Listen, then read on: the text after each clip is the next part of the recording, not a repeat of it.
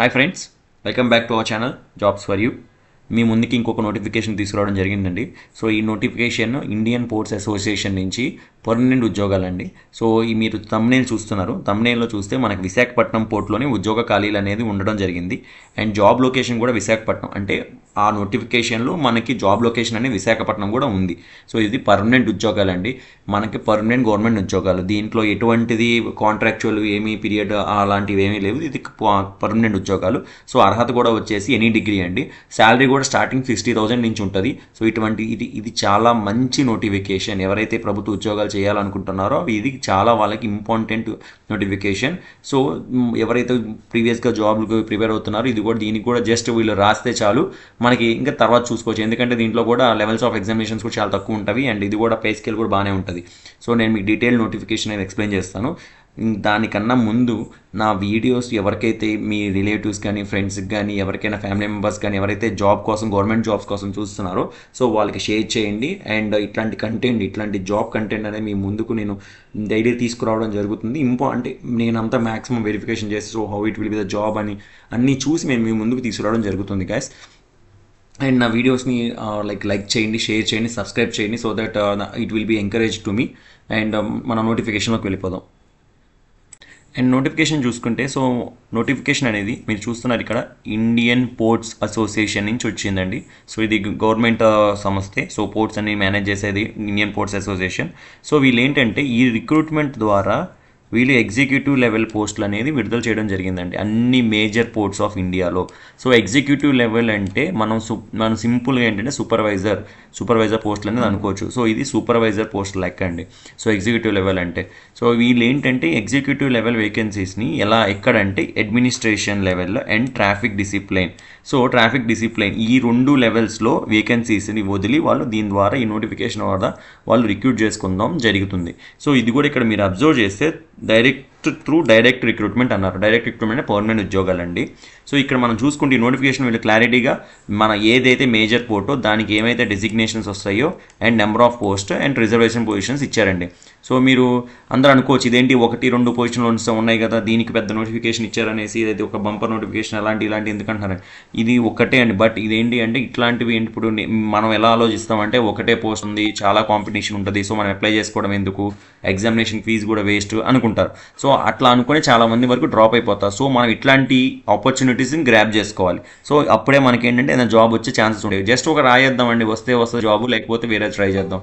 So దానికి మనకి ఇబ్బంది లేదు, దానికి అది బెటర్ కదా మనకి. సో మనం అలా ప్రయత్నించవచ్చు. ఇప్పుడు దీంట్లో చూస్తే మనకి కోచిన్ పోర్ట్ నుంచి, దీన్ దయాల్ పోర్ట్ నుంచి, చెన్నై పోర్ట్ నుంచి, న్యూ మ్యాంగ్లూర్ అంటే ఇక్కడ పోర్ట్స్ ఇచ్చారండి. సో డెసిగ్నేషన్ వచ్చేసి అసిస్టెంట్ సెక్రటరీ అండి, grade 1 assistant secretary grade 1. Pay scale కూడా చూస్తే 50,000 నుంచి 1,60,000 వరకు ఉంటుందండి.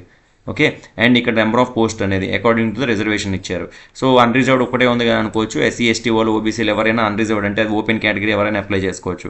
And next Cochin port, Deen Dayal port ఇక్కడ చూసుకోండి నోటిఫికేషన్లో assistant traffic manager. So assistant traffic manager అనేది పోస్ట్ అండి. సో ఆ పోస్ట్కి ఏంటి అంటే గ్రేడ్ 1 అన్నమాట. దానికి మనకు 50,000 నుంచి 1,60,000 వరకు పే స్కేల్ అనేది ఉంటుంది. సో దాని రిలేటెడ్ వేకెన్సీస్ ఇవన్నీ అండి.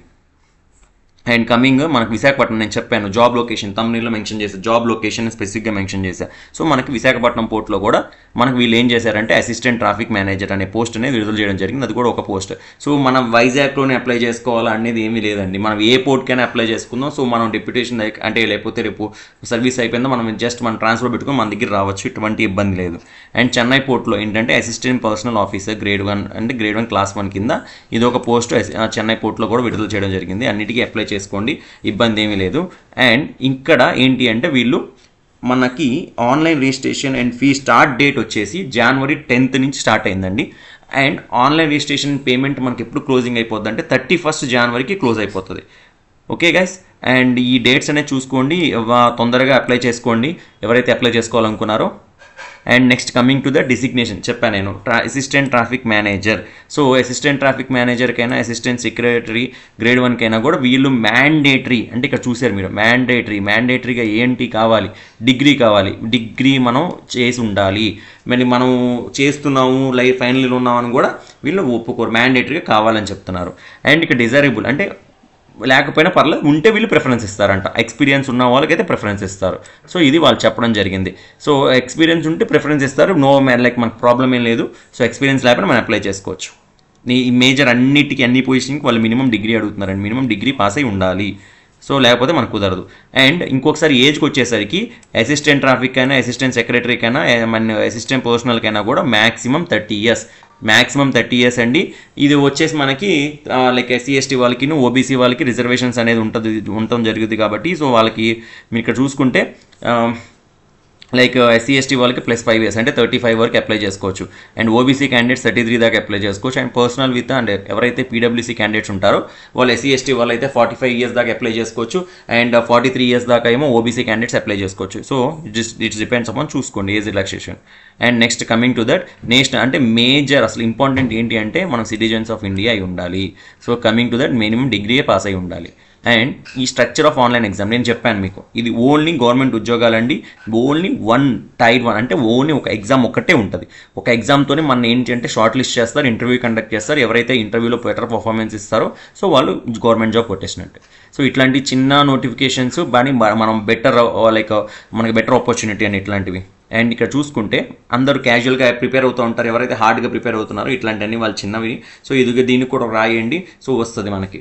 అండ్ దీంట్లో కంప్యూటర్ బేస్డ్ టెస్ట్ అండి, ఇది purely computer based test. So మనకి ఏంటంటే దీంట్లో concepts reasoning, quantitative, general awareness, English, so based అన్నిట్లో ఉండేదే. సో 25 marks అండి, అన్ని 25 marksకు. సో టోటల్ 100 marksకి 1.5 hour అండి. సో తెలిసిందే 1.5 hour. మనకి ఇంకోటి ఏంటి అంటే వీళ్ళు యాక్చువల్గా నెగిటివ్ మార్కింగ్ అయితే ఉందండి 1/4. అంటే 4 తప్పు పెట్టామంటే ఒక 1 mark వెళ్ళిపోతుంది. సో చూసుకొని ఎవరైతే వాళ్ళ నాలెడ్జ్ ఉంటుంది కదా, వాళ్ళకి ఒక ప్యాటర్న్ ఆఫ్ ఎగ్జామినేషన్, వాళ్ళకి ఒక ప్యాటర్న్ ఉంటుంది, మేము ఎలా అప్లై చేయాలి, మేము ఎలా రాసేయాలని ఉంటుంది కదా. సో దాన్ని ఫాలో అయిపోండి. బట్ నెగిటివ్ మార్కింగ్ ఉందని చెప్తున్నాను. అండ్ షార్ట్ లిస్ట్ అవ్వడానికి మనం క్వాలిఫై ఫర్ షార్ట్ లిస్ట్, మనం క్వాలిఫై షార్ట్ లిస్ట్ అవ్వడానికి మనకి జనరల్ కేటగిరీలో 40% రావాలి, ఓబీసీ వాళ్ళకి 35% అండ్ ఎస్సీ ఎస్టీ వాళ్ళకి 30% రావాలి గైస్.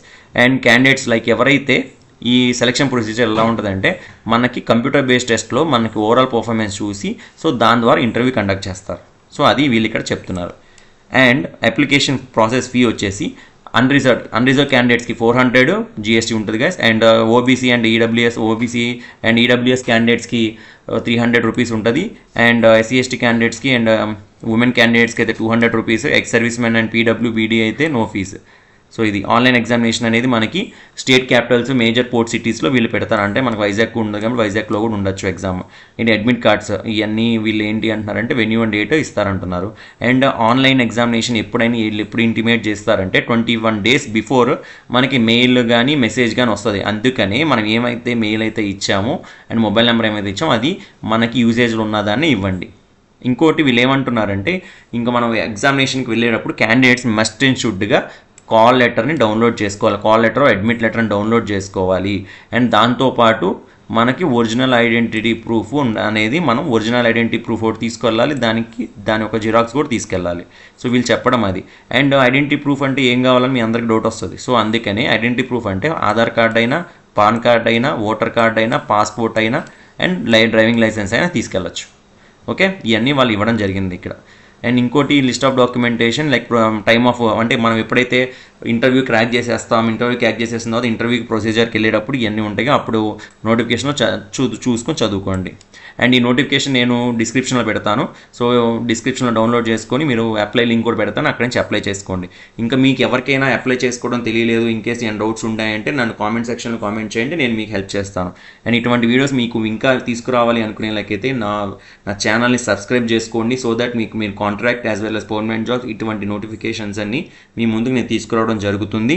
అండ్ ఈ వీడియోస్ ఎవరైతే వాళ్ళకి అవసరం మీకు, మీ ఫ్యామిలీ మెంబర్స్కి, ఇంకేమైనా మీ ఫ్యామిలీ అండ్ ఫ్రెండ్స్ ఎవరికైనా వెల్ విషెస్ ఎవరికైనా గవర్నమెంట్ జాబ్ సీక్ చేస్తున్నారు అంటే వాళ్ళకి వీడియోస్ని షేర్ చేయండి. సో దట్ ఇంకా నాకు ఇట్లాంటి ఇంకా మరికొన్ని డీటెయిల్డ్ నోటిఫికేషన్స్ నేను చేయడం జరుగుతుంది. థ్యాంక్స్ గా సైనింగ్ ఆఫ్. నెక్స్ట్ నేను ఇంకో నోటిఫికేషన్తో మీ ముందుకు రావడం జరుగుతుంది.